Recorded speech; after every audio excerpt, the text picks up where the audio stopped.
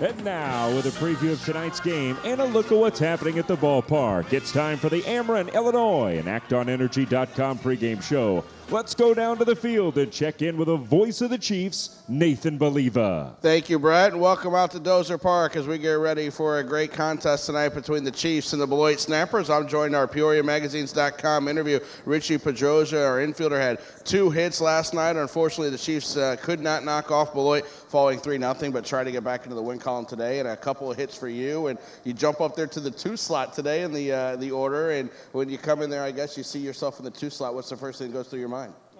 It's nothing new. I've been hitting there all my life, something I've been used to. So just do what I've been doing every day with my approach. We got to shake things up a little bit, unfortunately. First it was CJ that got hurt, then Vaughn got hurt, and so I guess you guys kind of have to move around. Everybody's got to be flexible going in there. Absolutely. That's a big loss for us from Vaughn Bryan, but that's baseball. We got to figure out. We have other guys that can pick him up and help the team win. With this team and with CJ, the way he's been swinging the bat and getting on base lately, you probably know in the at least once tonight in the 2 slot, you're going to come up with him on base and a chance to steal the bag. How does that kind of change your approach there? You just look down to Joe and read the signs? Absolutely. Whatever the situation comes up and I see him have a good jump, and if it's a good pitch, I'll put a good swing on it. If not, I'll just take it. Couple hits for you last night. As I mentioned, unfortunately, the team couldn't get the win going, but you got a couple of hits. You got a couple of hits towards the end of that series in Cedar Rapids. You feeling pretty good at the plate right now? Yeah, the last couple of games I've just been not worrying about results and just going out and playing hard every day, and so far I've been doing well with it. I know in the paper today you gave some credit to your brother who talked to you and helped you through some hard times, because he's been there before and he's been through not only this league but a couple leagues above us. What did he tell you, and how does that help you? Just like I said, I was frustrated and worrying about results, and he said just go out there and play the game that you know how to play and play it hard. It's got to be nice to have kind of a sounding board like that you can talk to about, knowing that he's been there and pretty much knows what you're going through. Absolutely. It's a good thing. I've had him all my life through college, and they always had a little something to tell me that helped me out go through my college and now in pro ball. You mentioned going through college and obviously playing at some pretty good programs and against some good competition. You've seen some guys now in this league that I know you saw in college, both as teammates and opponents. What's that like when you see them in pro ball? And obviously, if they're on the other team here, you're not going to be friendly with them, during the game and as you want to win. But what's it like to kind of see those guys as you move up the ranks? It's always a good time. It's fun playing against guys that you grew up with. On Beloit, I have my best friend Matt Chapman on the other team, and it's just, once you're on the field, you play the game, and it's me versus you and the team versus their team, and just compete. Being on the infield like you are, especially at second base, a lot of times it might fall down to you to go over there and calm a pitcher down, and we see you do it, or Cesar Valera do it. Mason Katz did it a lot when he was here earlier. What's those conversations like? Can you let us into what you're doing there and just kind of get the pitcher calmed down? Yeah, that's basically if me or Cesar, one of us, see the pitcher kind of rushing or getting frustrated, just to get him back into the game and focus back to the next pitch. You and Juan have turned a couple pretty nice double plays over the last week or so. What's it like being a nice double play partner with them? It's always good. And it's always good to be knowing where he likes the ball, where I like the ball, so everything just works smoothly. You got a unique experience when we were in Cedar Rapids this week. I know it's not usually a good thing for us as a team if a position player is pitching, but for you guys, it's a little different. Was it a little fun out there? Oh, it was fun. It was real fun, actually.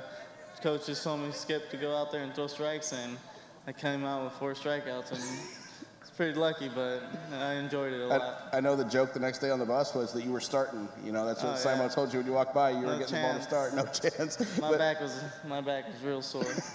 Was that more sore than your arm? Oh, yeah. Yeah. So when was the last time you pitched before Friday night? Probably when I was like 10. Well, you didn't look. 4 strikeouts. You retired all 6 guys. Yeah. It'd be a pretty cool feeling. It was really good. Were you and Michael kind of battling over who was going to go out there? Because I know he was warming up on the mound when you were pitched in the 8th inning. Was there a battle? Well, I was supposed to go 1 inning, and I ended up throwing like 10 pitches, so they just told me if I wanted to go again, and I said sure. For how about you guys, when you get out there and pitch as a position player, are you kind of peeking over to look at the radar gun? Not really. I know I don't throw hard, so it was just basically just trying to get outs, and once they happened, I was just laughed about it, really. And obviously, we didn't like the final score of that game, but was there some fun had in the dugout with you afterwards with the rest of the guys? Oh, yeah, the pitchers were the most that were just, like, giving me good jobs and all that and laughing about it and stuff. But they know it's a tough job. I know it's tough for them, and it just happened to get lucky with it. Well, let's keep you on the at-bat and in the field and no more on the mound. Absolutely. Although they look good. We mentioned 6 batters faced, retired all 6 and 4 strikeouts. Yeah. So, you know, if you keep it that way, that's a career 0 ERA. Oh, yeah. So That's what I'm going to leave it at. You're going to leave it at that. Well, great job last night, 2 hits. Let's get a couple more tonight and get a big win. Thank you. All right, Richy Pedroza, our PeoriaMagazines.com interview for tonight as the Chiefs get ready to take on the Beloit Snappers. Last game of the series against Beloit. They will actually be right back here next week. We will host Beloit next Wednesday, Thursday, and Friday, which is our final regular season series here in 2014. Chiefs start play today, 3 games behind Wisconsin in the wild card race with these last week and a half left in the season, and Wisconsin will be here tomorrow, which will be a huge series, obviously one to take care of tonight before Wisconsin gets in, but they come in tomorrow, a 3-game lead on the Chiefs in the wild card as they take on Clinton this evening. Tomorrow is a Thirsty Thursday here at Dozer Park, $1 domestic draft beers, $1 sodas as well. Then on Friday, it's a 7 o'clock start with a post-game fireworks show. It's also a flat screen Friday presented by Xfinity. We'll have 6 flat screen TVs to give away throughout the night on Friday, and we'll also have a pitch in for charity tennis ball toss. Saturday at 6:30 is also a post-game fireworks show and a pitch in for charity tennis ball toss as well as we take on Wisconsin for the 3rd and final time of the 3-game series. Rob Kaminsky on the mound tomorrow. Arturo Reyes gets the ball on Friday, and Kyle Hellisek gets the ball on Saturday for the Chiefs. Then we're off to Clinton for a 3-game series, and I mentioned back home for the last 3 regular season home games against Beloit, starting a week from today, next Wednesday with the $1 hot dogs, $1 sodas, and $1 ice cream sandwiches again.